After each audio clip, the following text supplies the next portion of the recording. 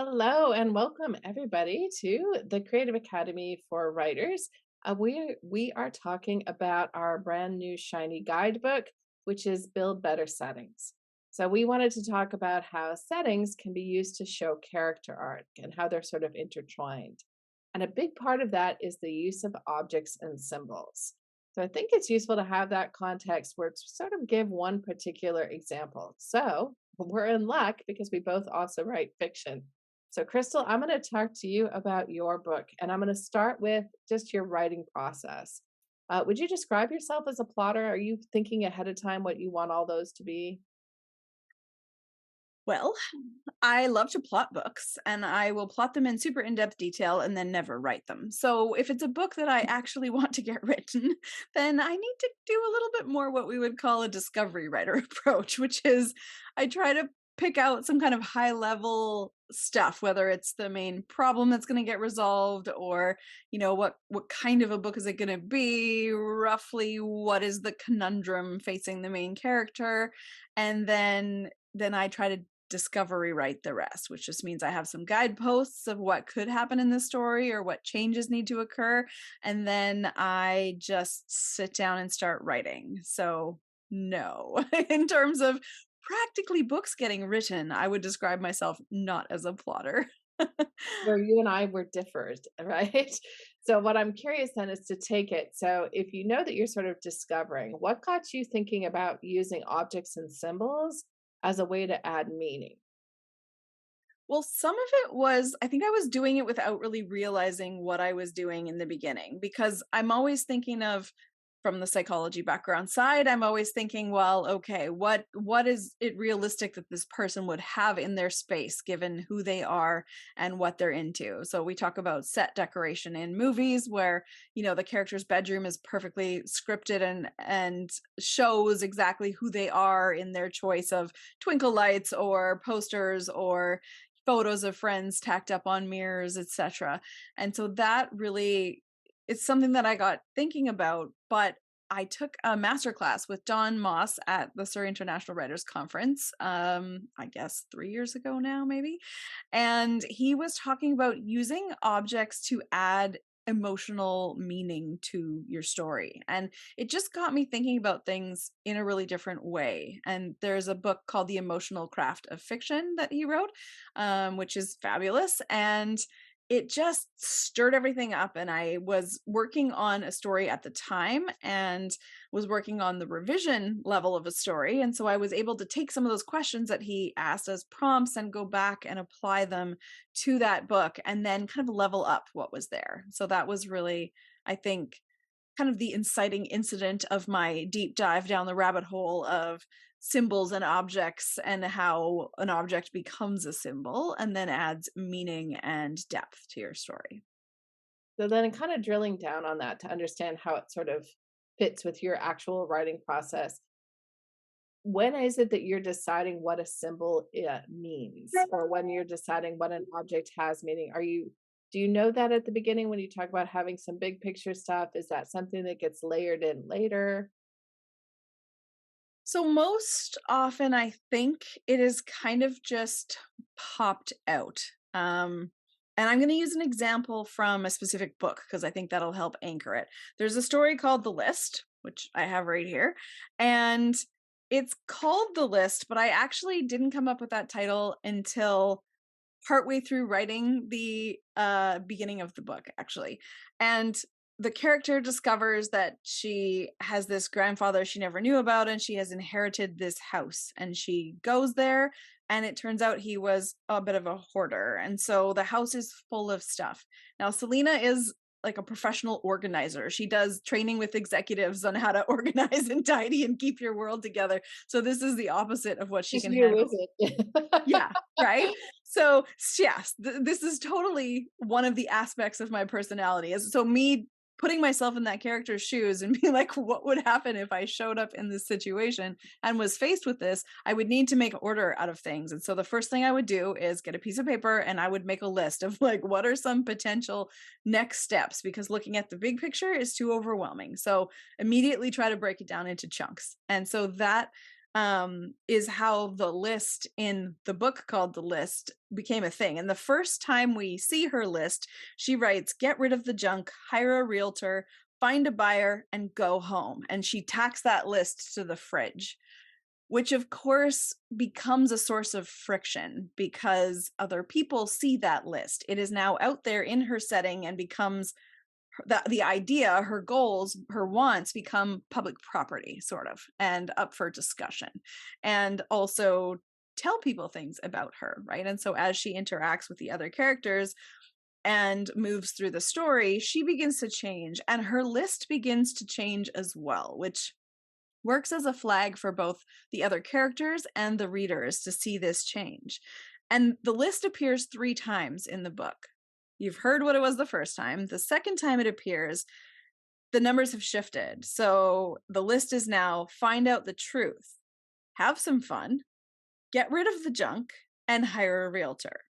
So some things have shifted around. You can actually see her priorities shifting up or down, and some things completely came off that list. We're not mentioning go home anymore. She's starting to question where is home, right? And this is her shift happening out there in the public. And by the time we get to the end of the book, her list looks quite different. Her list is hire a contractor, adopt a dog, get Connor's phone number, and join a book club.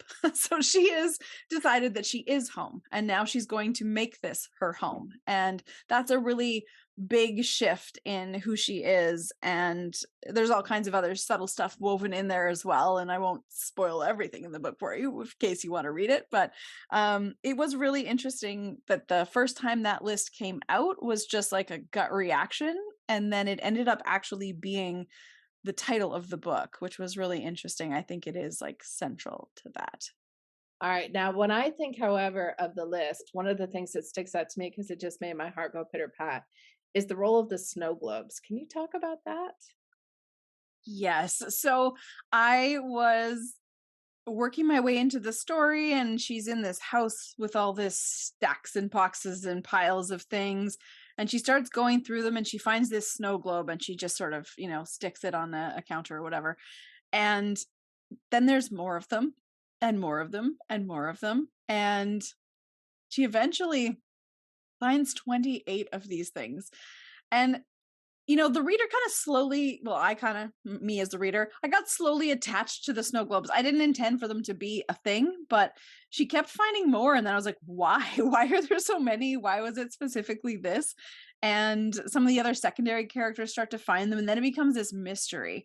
And as we go through the book, we uncover some of the mysteries, but we also eventually at the end discover a Christmas package, and it is a wrapped snow globe, and it is addressed to Selena from her grandfather. And it helps her solve the mystery. She thought that he maybe didn't know about her, but obviously he did if he left her his house. Like there's all these unanswered questions and things that don't quite line up. But the snow globes actually become the symbol for their relationship, that even though she didn't know about him until she gets the letter from the lawyer saying he's passed away. And she doesn't even know that actually until she shows up at the lawyer's office. But what she does come to realize is that even though they had kind of a complicated and not traditional relationship, in which she was mostly unaware of his existence, he was thinking about her the whole time. And every year he had bought and wrapped one of these things. And then when she wasn't there for the holidays, kind of added it to his collection of stuff. Right. And so, That got me like right in the feels. The idea of him getting this snow globe for her year after year, and the idea that, yeah, you can maybe not know someone is there, but that they are thinking and loving you, which I just thought was such a big heart of that story. And again, for her initially, the snow globes are nothing. They're just backdrop. They're just stuff that's filling mhm. his house.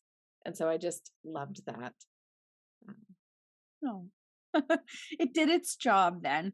But yeah. It was kind of a neat thing that just evolved kind of organically. It was like, what would be kind of fun to find? And ironically, I was cleaning up I had a box of like special treasures that my mom had dropped off because she cleaned out her basement kind of thing, you know. And so one of those totes from my childhood. And one of the things in it was a snow globe that had been gifted to me when I was a teenager. And so that's how that snow globe ended up in there, was because I found a real one in my own stash of treasures and was like, "Oh, yeah, okay, well, sure."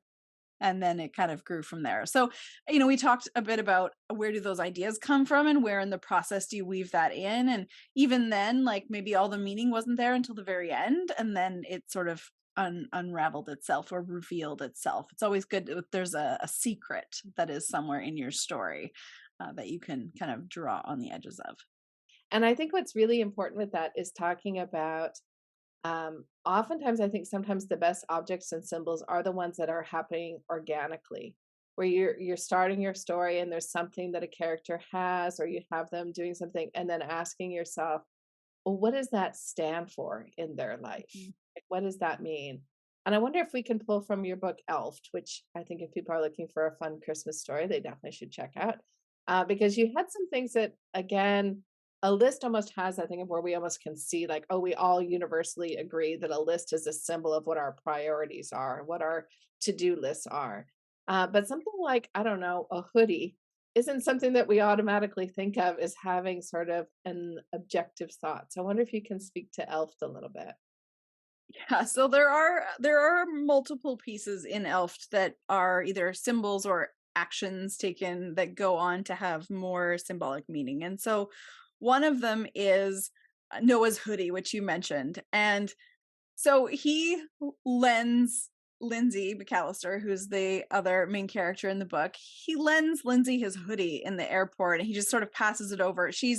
Picture this, she's in an elf outfit, she's been working at the mall, she's quit school, she's been working at the mall in Santa's village as an elf, and everything she owns is stolen out of the locker room at work. She has to go directly from the mall to make her flight to get home for Christmas, and so she's literally in an elf costume, and that's all she has. So she has arrived at the airport and naturally run into her high school sweetheart slash ex boyfriend, who is Noah.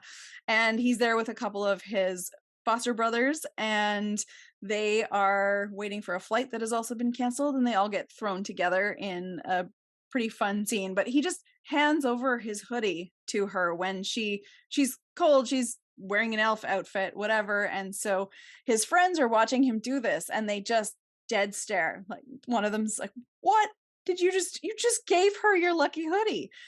And it's just a hoodie, but they know it's his lucky hoodie. And his other friend is like, "Dude, you punched me the last time I touched that thing. Like, you just gave it to her."